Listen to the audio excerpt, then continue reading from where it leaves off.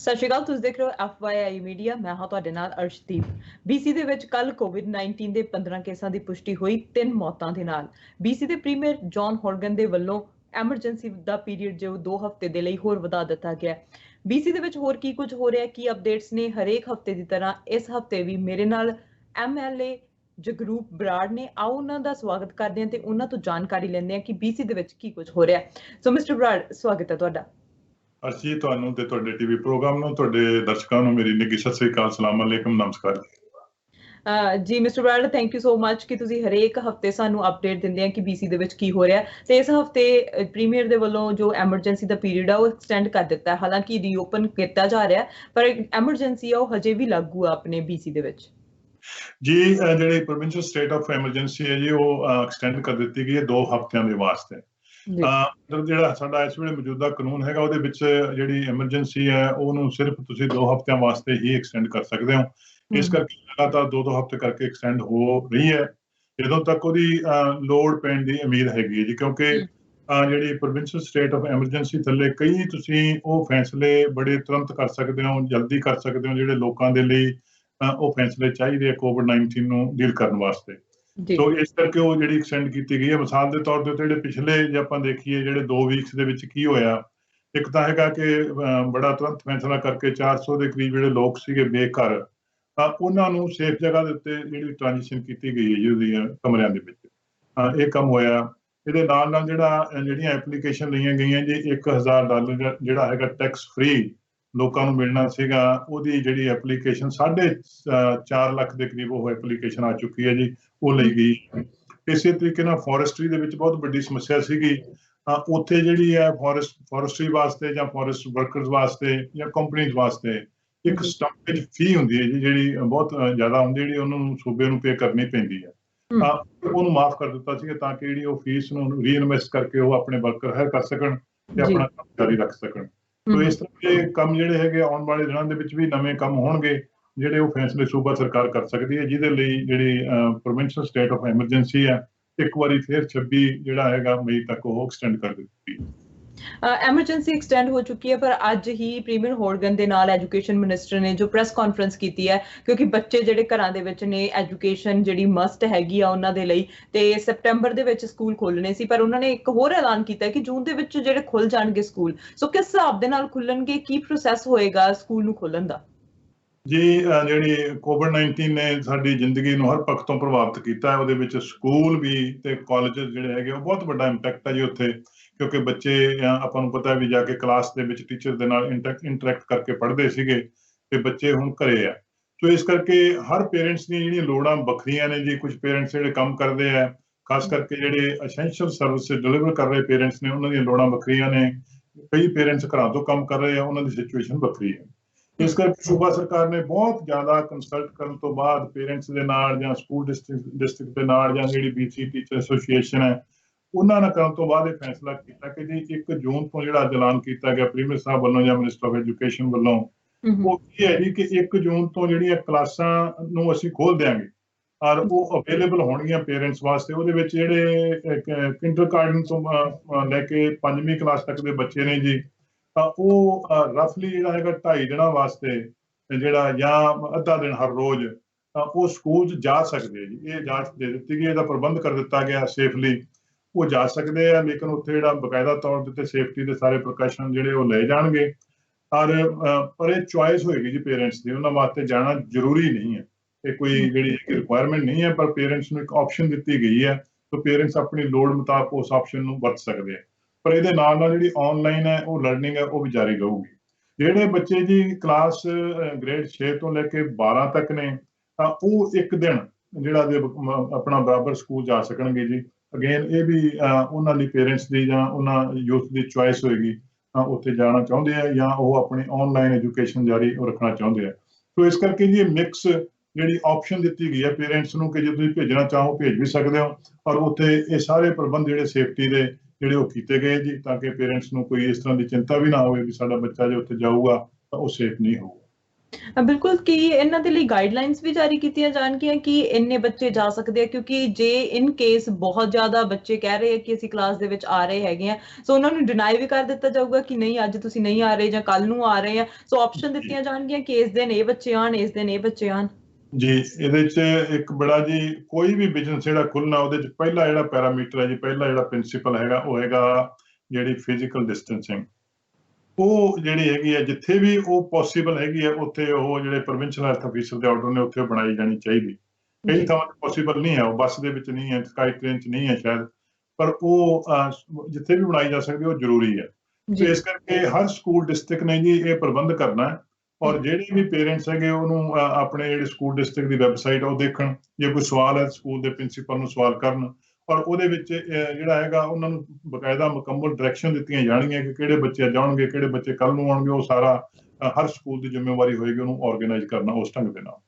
ਬਿਲਕੁਲ, ਤੇ ਸੈਪਟੈਂਬਰ ਦੇ ਵਿੱਚ ਜਿਹੜਾ ਫੁੱਲੀ ਜਿਹੜੇ ਸਕੂਲ ਉਹ ਖੋਲੇ ਜਾਣ ਦੀ ਤਿਆਰੀ ਕੀਤੀ ਜਾ ਰਹੀ ਹੈ, ਤੇ ਜਿਹੜੇ ਗ੍ਰੇਡਸ ਸੀਗੇ, ਅਸਾਈਨਮੈਂਟਸ ਸੀਗੀਆਂ, ਉਹਨਾਂ ਦੇ ਆਧਾਰ ਤੇ ਉਹਨਾਂ ਨੂੰ ਅਗਲੀ ਕਲਾਸ ਦੇ ਵਿੱਚ ਕੀਤਾ ਜਾਵੇਗਾ। ਸੋ ਉਹ ਜਿਹੜਾ ਰੂਲ ਆ ਉਹ ਸੇਮ ਹੀ ਰਹੇਗਾ। ਜਿਹੜੀ ਗ੍ਰੈਜੂਏਸ਼ਨ ਹੈ ਜੀ ਉਹਦੇ 'ਚ ਜਿਹੜੀ ਹੈਗੀ ਆ ਅਸੀਂ ਉਮੀਦ ਕਰਦੇ ਹਾਂ ਕਿ ਜਿਹੜੀ ਆਲਮੋਸਟ 99% ਬੱਚੇ ਉਹ ਗ੍ਰੈਜੂਏਟ ਹੋਣਗੇ। ਪਰ ਇਹਦੇ ਲਈ ਇਹ ਲਾਜ਼ਮੀ ਜ਼ਰੂਰ ਹੈ ਕਿ ਜਿਹੜੀਆਂ ਅਸਾਈਨਮੈਂਟ ਉਹਨਾਂ ਨੂੰ ਟੀਚਰ ਦਿੰਦੇ ਆ ਉਹ ਆਪਣੀਆਂ ਅਸਾਈਨਮੈਂਟ ਪੂਰੀਆਂ ਕਰਦੇ ਰਹਿਣ। ਖਾਸ ਕਰਕੇ ਜਿਹੜੇ ਗ੍ਰੇਡ 12 ਦੇ ਬੱਚੇ ਨੇ ਜੀ ਉਹਨਾਂ ਵਾਸਤੇ ਥੋੜਾ ਸੀਰੀਅਸ ਹੈਗਾ, ਕਿਉਂਕਿ ਉਹਨਾਂ ਦੀ ਗ੍ਰੈਜੂਏਸ਼ਨ ਇੱਕ ਵੱਖਰੀ ਪੱਧਰ ਦੀ ਹੁੰਦੀ ਹੈ। ਤਾਂ ਉਹਨਾਂ ਨੂੰ ਆਪਣੀਆਂ ਜਿਹੜੀਆਂ ਅਸਾਈਨਮੈਂਟਸ ਨੇ ਉਹ ਪੂਰੀਆਂ ਜਿਹੜੀਆਂ ਕਰਨੀਆਂ ਟੀਚਰ ਨਾਲ ਮਿਲ ਕੇ ਉਹ ਬੜੀਆਂ ਜ਼ਰੂਰੀ ਨੇ, ਤਾਂ ਕਿ ਉਹ ਗ੍ਰੈਜੂਏਟ ਹੋ ਕੇ ਅੱਗੇ ਯੂਨੀਵਰਸਿਟੀ ਦੇ ਵਿੱਚ ਜਾਣਾ, ਕਾਲਜ ਜਾਣਾ, ਉਹ ਜਾ ਸਕਣ। ਤਾਂ ਗ੍ਰੈਜੂਏਸ਼ਨ ਦੇ ਵਿੱਚ ਕੋਈ ਪ੍ਰੋਬਲਮ ਆਉਣੀ ਨਹੀਂ ਚਾਹੀਦੀ, ਬੱਚੇ ਆਨਲਾਈਨ ਆਪਣਾ ਕੰਮ ਉਹ ਕਰ ਰਹੇ। ਬਿਲਕੁਲ, ICPC ਵੱਲੋਂ ਵੀ ਇੱਕ ਰਿਪੋਰਟ ਜਿਹੜੀ ਰਿਲੀਜ਼ ਕੀਤੀ ਗਈ ਆ, ਉਹ ਰਿਪੋਰਟ ਦੇ ਵਿੱਚ ਕੀ ਕੁਝ ਕੀਤਾ ਗਿਆ, ਕੀ ਕੁਝ ਅੱਗੇ ਹੋਵੇਗਾ ICPC ਦੇ ਵੱਲੋਂ? ਜੀ ICPC ਬਾਰੇ ਜਿਹੜੀ ਬਹੁਤ ਡਿਬੇਟ ਹੋ ਰਹੀ ਸੀ, ਮੀਡੀਆ ਦੇ ਵਿੱਚ ਵੀ ਹੋ ਰਹੀ ਸੀ, ਲੋਕਾਂ ਦੇ ਵਿੱਚ ਵੀ ਹੋ ਰਹੀ ਸੀ ਕਿ ਜੀ ਬਹੁਤ ਘੱਟ ਕਾਰਾਂ ਜਿਹੜੀਆਂ ਸੜਕਾਂ ਦੇ ਉੱਤੇ ਹੈਗੀਆਂ ਤੇ ਘੱਟ ਜਿਹੜੇ ਹੈਗੇ ਕਲੇਮ ਹੋ ਰਹੇ, ਇਸ ਕਰਕੇ ICPC ਨੂੰ ਸ਼ਾਇਦ ਬਹੁਤ ਸਾਰਾ ਜਿਹੜਾ ਪੈਸਾ ਉਹ ਬਚ ਰਿਹਾ ਹੋ। ਤੇ ਜਿਹਨੂੰ ਮੰਗ ਕੀਤੀ ਜਾ ਰਹੀ ਸੀ ਕੁਝ ਲੋਕਾਂ ਵੱਲੋਂ ਵੀ ਉਹਨੂੰ ਲੋਕਾਂ ਦੇ ਵਿੱਚ ਦੁਬਾਰਾ ਜਿਹੜਾ ਵੰਡ ਦੇਣਾ ਚਾਹੀਦਾ। ਪਰ ਜਿਹੜਾ ਸਾਡੇ AG ਹੈਗੇ ਜੀ, ਅਟਾਰਨੀ ਜਨਰਲ ਜਿਹੜੇ ਹੈਗੇ ਆ ਆਨਰੇਬਲ ਡੇਵਿਡ ਈਬੀ ਸਾਹਿਬ, ਉਹਨਾਂ ਨੇ ਇਹ ਗੱਲ ਕਹੀ ਸੀ ਕਿ ਜੀ ਮੈਂ ਇਹਦੀ ਮੁਕੰਮਲ ਰਿਪੋਰਟ ਕਰਾਊਂਗਾ। ਰਿਪੋਰਟ ਕਰਾਉਣ ਤੋਂ ਬਾਅਦ ਵੀ ਕਿੰਨਾ ਜਿਹੜਾ ਕੋਈ ਰੈਵਨਿਊ ਤੇ ਫਰਕ ਪਿਆ ਜਾਂ ਨਹੀਂ ਪਿਆ, ਜਾਂ ਕਿੰਨੇ ਪੈਸੇ ਵਧੇ ਜਾਂ ਘਟੇ ਆ, ਮੈਂ ਉਹ ਜਾਣਨ ਤੋਂ ਬਾਅਦ ਹੀ ਅਗਲਾ ਫੈਸਲਾ ਲੈ ਸਕਦਾ।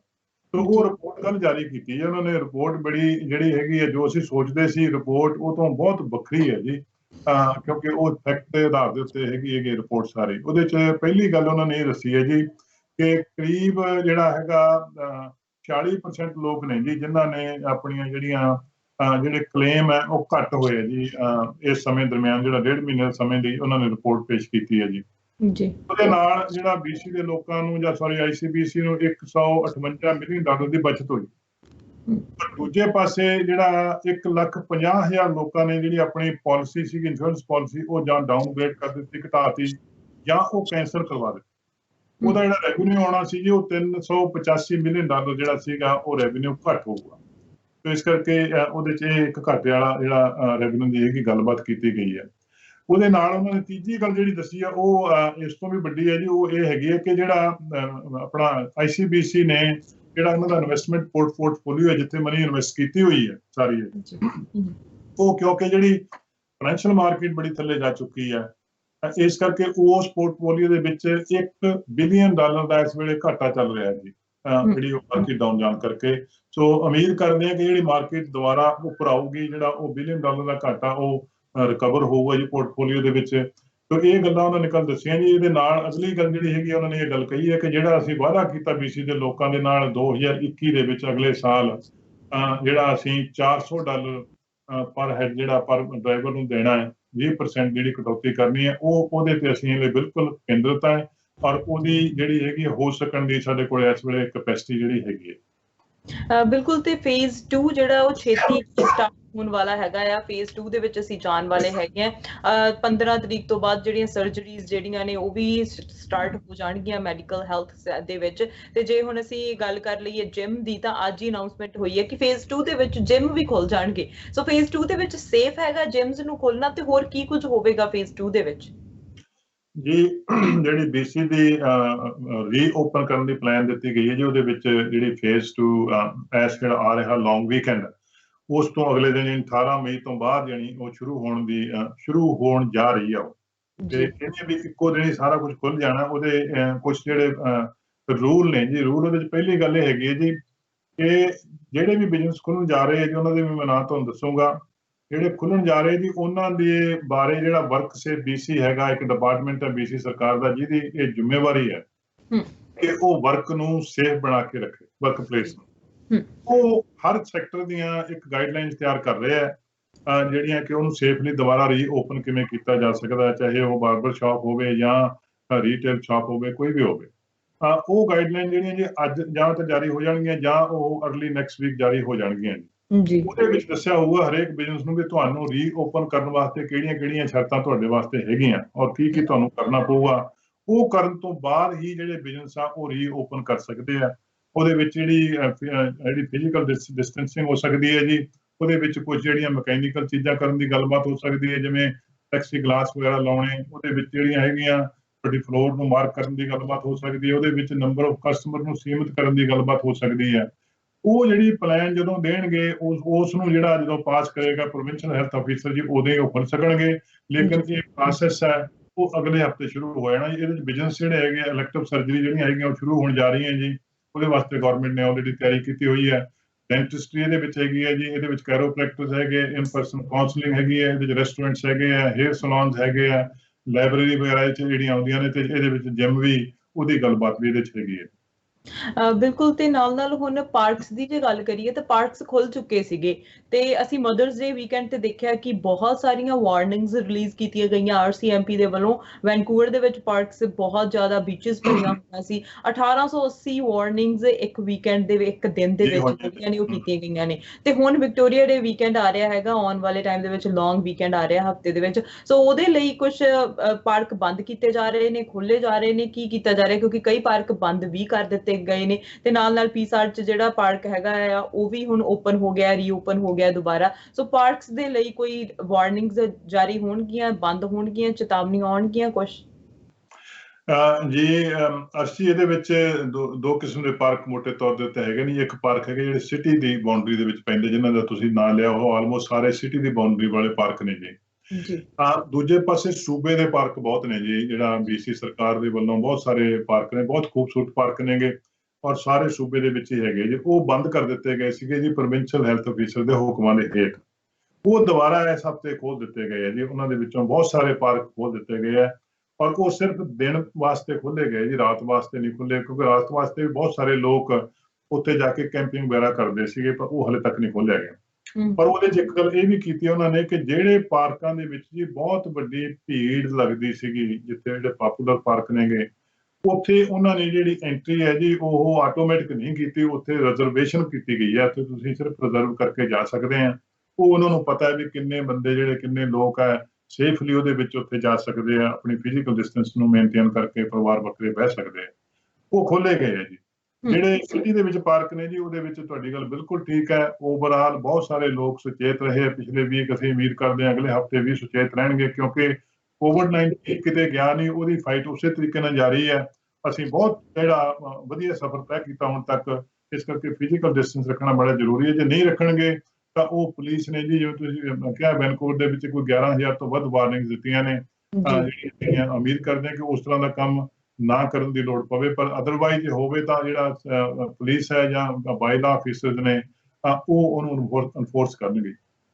ਬਿਲਕੁਲ। ਤੇ ਇੱਕ ਰਿਪੋਰਟ ਜਿਹੜੀ ਰਿਲੀਜ਼ ਕੀਤੀ ਗਈ ਹੈ ਸਿਰਫ BC ਦੇ ਲਈ, ਮੈਡੀਕਲ ਫੀਲਡ ਦੇ ਵਿੱਚ ਚਾਹੇ ਸਾਡੇ ਕੋਲ ਕੇਸ ਘੱਟ ਰਹੇ ਨੇ, ਅਸੀਂ ਫਿਰ ਵੀ ਫਿਜ਼ੀਕਲ ਡਿਸਟੈਂਸ ਮੇਨਟੇਨ ਕਰ ਰਹੇ ਹੈਗੇ, ਪਰ ਫਿਰ ਵੀ ਉਹਦੇ ਵਿੱਚ ਕਿਹਾ ਗਿਆ ਕਿ 413 ਮਿਲੀਅਨ ਮਾਸਕ ਚਾਹੀਦੇ ਹੋਣਗੇ, ਚਾਹੇ ਉਹ ਸਰਜੀਕਲ ਦਾ ਚਾਹੇ ਨਾਨ ਸਰਜੀਕਲ ਮਾਸਕ ਹੈਗੇ ਆ BC ਦੇ ਵਿੱਚ। ਸੋ ਉਹਨਾਂ ਦੀ ਲੋੜ ਨੂੰ ਪੂਰਾ ਕਰਨ ਦੇ ਲਈ ਸਰਕਾਰ ਕੀ ਕੁਝ ਕਰ ਰਹੀ ਹੈ? ਮੇਰੇ ਕੋਲ ਅੰਕੜੇ ਨਹੀਂ ਜੀ। ਸਰਕਾਰ ਨੇ ਲਗਾਤਾਰ ਜਿਹੜਾ ਹੈਗਾ, ਪਹਿਲੀ ਗੱਲ ਤਾਂ ਮੈਂ ਕਹਿਣੀ ਚਾਹੁੰਦਾ ਕਿ ਜਿਹੜੇ ਮਾਸਕ ਨੇ ਜੀ, ਇਹ N95 ਜਾਂ ਜਿਹੜੇ ਮਾਸਕ ਸਰਜੀਕਲ ਮਾਸਕ ਜਿਹਨਾਂ ਨੂੰ ਆਪਾਂ ਕਹਿੰਦੇ ਆ ਮੋਟੇ ਤੌਰ ਦੇ ਉੱਤੇ, ਜਿਹੜੇ ਹੈਲਥ ਕੇਅਰ ਵਰਕਰਸ ਨੇ ਜਿਹਨਾਂ ਨੂੰ ਵਰਤਣਾ ਜੀ, ਤਾਂ ਉਹ ਮਾਸਕ, ਕਿਉਂਕਿ ਗਲੋਬਲ ਜਿਹੜਾ COVID-19 ਹੈ ਉਹ BC ਸੂਬੇ 'ਚ ਨਹੀਂ, ਜਿਹੜਾ ਧਰਤੀ ਦੇ ਉੱਤੇ ਹਰ ਮੁਲਕ ਦੇ ਵਿੱਚ, ਹਰ ਸੂਬੇ ਦੇ ਵਿੱਚ ਹੈਗਾ।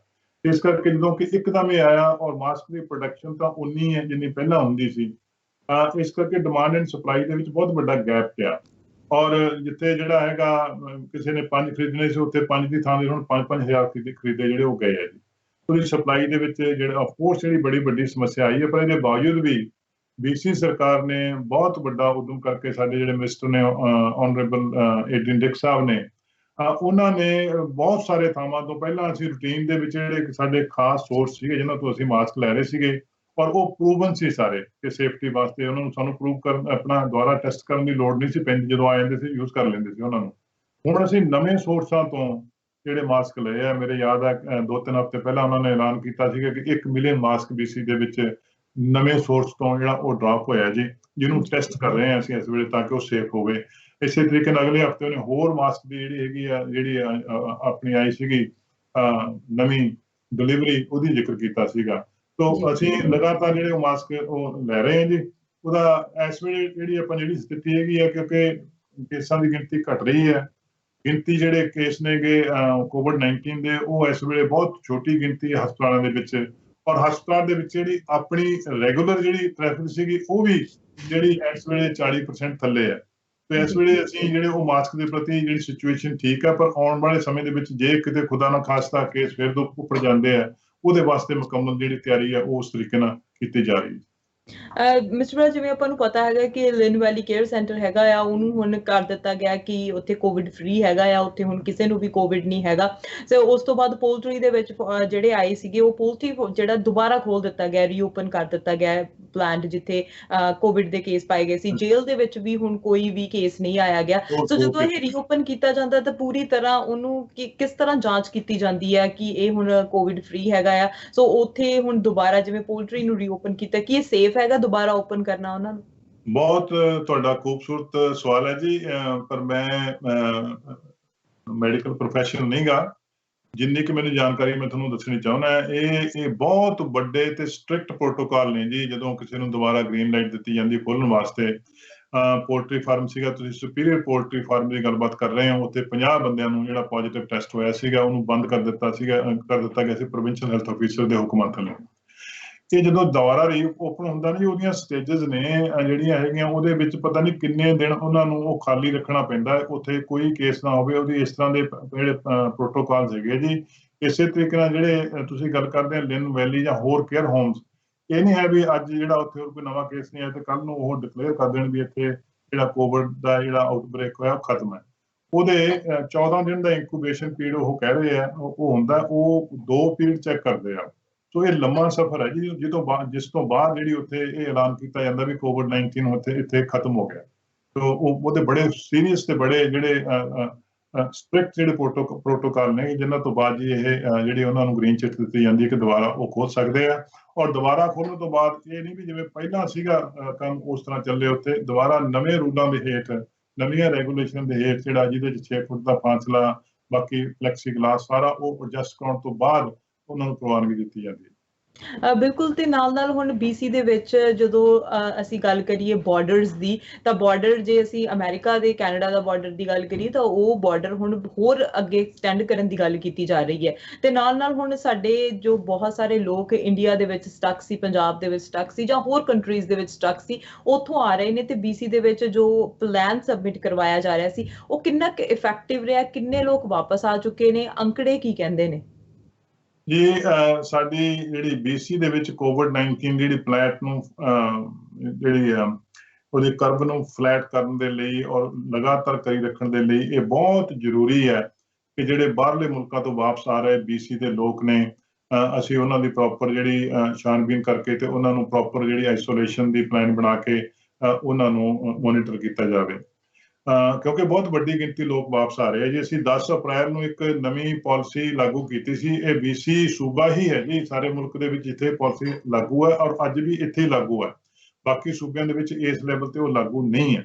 ਉਹਦੇ 'ਚ ਕੀ ਹੈ ਜੀ ਕਿ ਹਰ ਵਿਅਕਤੀ ਨੂੰ ਜਿਹੜਾ ਉੱਥੋਂ ਜਿੱਥੋਂ ਵੀ ਚੱਲਣਾ, ਉਹਨੇ ਚੱਲਣ ਤੋਂ ਪਹਿਲਾਂ ਉਹ ਆਪਣੀ ਸੈਲਫ ਆਈਸੋਲੇਸ਼ਨ ਪਲਾਨ ਭਰ ਕੇ ਦੇ ਸਕਦਾ ਹੈ। ਉਹ ਸਾਡੇ ਕੋਲੇ ਆ ਜਾਊਗੇ, ਅਸੀਂ ਉਹਨੂੰ ਰਿਵਿਊ ਕਰਦੇ ਹਾਂ। ਸਾਡੇ BC ਸਰਕਾਰ ਦੇ ਅਫੀਸ਼ੀਅਲਸ ਉੱਥੇ ਬੈਠੇ ਆ ਜੀ ਏਅਰਪੋਰਟ ਤੇ ਸਾਰੇ ਥਾਵਾਂ ਦੇ ਉੱਤੇ, ਤੇ ਜਾਂ ਉਹ ਇੱਥੇ ਆ ਕੇ ਭਰ ਸਕਦਾ ਹੈ। ਜੇ ਤਾਂ ਉਹਦੀ ਤਸੱਲੀ ਬਖਸ਼ ਹੋਵੇ ਜਿਹੜੀ ਪਲਾਨ ਉਹਨੇ ਦਿੱਤੀ ਹੈ, ਉਹਦੇ ਕੋਲੇ ਘਰੇ ਰਹਿਣ ਵਾਸਤੇ ਥਾਂ ਹੈਗਾ, ਉਹਦੇ ਕੋਲੇ ਲੋਕ ਹੈਗੇ ਉਹਨੂੰ ਸਪੋਰਟ ਕਰਨ ਵਾਸਤੇ, ਉਹਦੀ ਗਰੋਸਰੀ ਲਿਆਉਣ ਵਾਸਤੇ, ਉਹਨੂੰ 14 ਦਿਨਾਂ ਵਾਸਤੇ ਮੁਕੰਮਲ ਤੌਰ ਦੇ ਉੱਤੇ ਸੈਲਫ ਆਈਸੋਲੇਸ਼ਨ ਦੇ ਵਿੱਚ ਰਹਿਣਾ ਪਊਗਾ।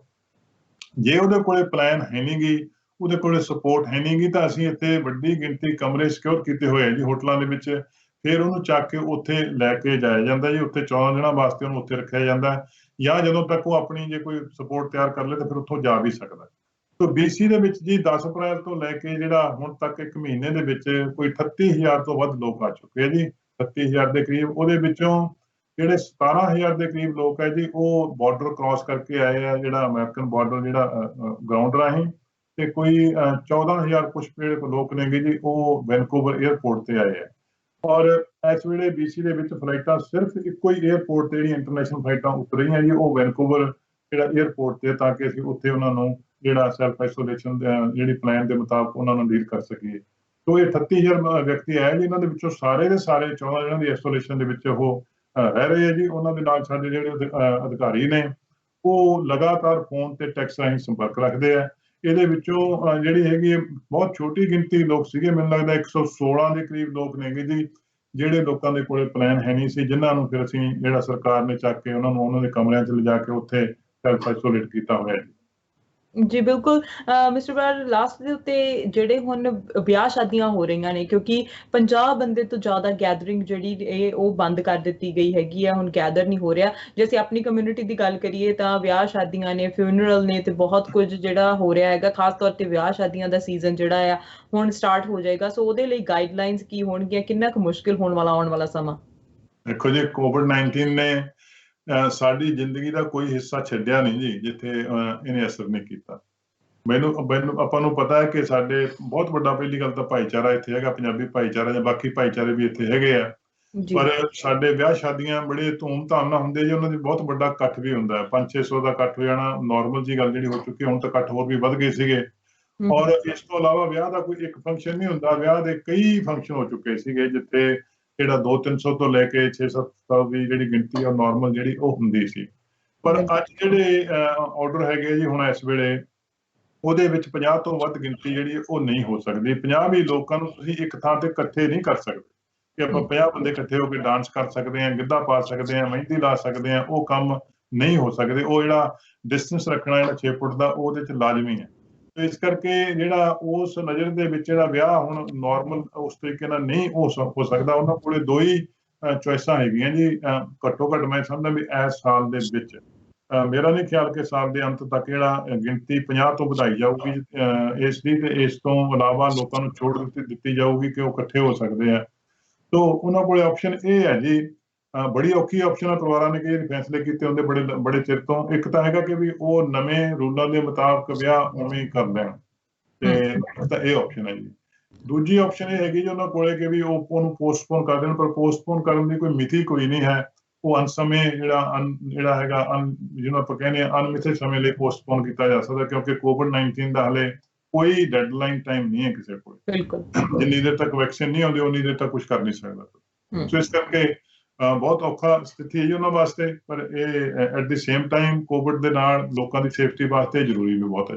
ਬਿਲਕੁਲ, ਥੈਂਕ ਯੂ ਮਿਸਟਰ ਬਰਾੜ, ਤੁਸੀਂ ਹਮੇਸ਼ਾ ਸਾਨੂੰ ਅਪਡੇਟਸ ਦਿੰਦੇ ਰਹਿੰਦੇ ਹੋ ਕਿ BC ਦੇ ਵਿੱਚ ਹਫਤੇ ਦੇ ਵਿੱਚ ਕੀ ਹੋਇਆ। ਸੋ ਹੁਣ 18 ਤਰੀਕ ਤੋਂ ਜਿਹੜੇ ਬਿਜ਼ਨਸ ਸ਼ੁਰੂ ਹੋਣ ਰਹੇ ਨੇ, ਤੇ ਫੇਜ਼ 2 ਦਾ ਕੀ ਰਿਜ਼ਲਟ ਆਉਂਦਾ ਹੈ, ਕੀ ਸਾਨੂੰ ਫੀਡਬੈਕ ਮਿਲਦੀ ਹੈ, ਇਹਦੇ ਬਾਰੇ ਤੁਹਾਡੀ ਤੋਂ ਜਾਣਕਾਰੀ ਅਸੀਂ ਅਗਲੇ ਵੀਕਐਂਡ ਦੇ ਉੱਤੇ ਲਵਾਂਗੇ। ਤਦ ਤੱਕ ਤੁਸੀਂ ਵੀ ਆਪਣਾ ਰੱਖੋ ਖਿਆਲ। ਇੱਕ ਵਾਰ ਫਿਰ ਤੋਂ ਧੰਨਵਾਦ ਤੁਹਾਡਾ, ਬਹੁਤ ਸ਼ੁਕਰੀਆ ਜੀ। ਉਹਦੇ ਵਾਸਤੇ ਜਿਹੜੀ ਗਾਈਡਲਾਈਨ ਆ ਜਾਣੀ ਅਗਲੇ ਹਫਤੇ, ਕਾਫੀ ਜਿਹੜੀ ਹੈਗੀ ਆ ਨਵੀਆਂ ਖਬਰਾਂ ਹੋਣੀਆਂ ਔਰ ਨਵਾਂ ਸਫ਼ਰ ਹੋਣਾ ਲੋਕਾਂ ਦਾ। ਤੇ ਇਨ ਦੀ ਮੇਨ ਟਾਈਮ ਮੈਂ ਵੀ ਤੁਹਾਨੂੰ ਵੀ ਬੇਨਤੀ ਕਰਦਾ ਔਰ ਲੋਕਾਂ ਨੂੰ ਵੀ, ਦੇਖਣ ਵਾਲਿਆਂ ਨੂੰ ਬੇਨਤੀ ਕਰਦਾ ਕਿ ਅਸੀਂ ਬਹੁਤ ਵਧੀਆ ਸਫ਼ਰ ਕੀਤਾ, ਕੋਵਿਡ-19 ਦੀ ਕਰਵ ਨੂੰ ਅਸੀਂ ਡਾਊਨ ਕੀਤਾ। ਆਪਾਂ ਇਸੇ ਤਰੀਕੇ ਨਾਲ ਹੀ ਚੱਲਦੇ ਹੋਏ ਜਿਹੜੀ ਇਕਨੋਮੀ ਨੂੰ ਰੀਓਪਨ ਕਰ ਸਕਦੇ ਹਾਂ। ਬਹੁਤ ਸਾਰੇ ਮੁਲਕਾਂ ਦੇ ਵਿੱਚ ਜਦੋਂ ਇਕਨੋਮੀ ਰੀਓਪਨ ਹੋਈ ਹੈ, ਦੁਬਾਰਾ ਸ਼ਟਡਾਊਨ ਕਰਨੀ ਪਈ ਹੈ। ਆਓ ਆਪਾਂ ਇਕੱਠੇ ਹੋ ਕੇ, ਸਾਵਧਾਨ ਹੋ ਕੇ BC ਦੇ ਵਿੱਚ ਇੱਕ ਨਵਾਂ ਇਤਿਹਾਸ ਪੈਦਾ ਕਰੀਏ ਵੀ ਅਸੀਂ ਇਕਨੋਮੀ ਨੂੰ ਖੋਲ ਕੇ ਤੇ ਖੁੱਲੀ ਰੱਖੀਏ। ਤਾਂ ਮਿਹਰਬਾਨੀ ਜੀ, ਬਹੁਤ ਸ਼ੁਕਰੀਆ। ਥੈਂਕ ਯੂ ਜੀ।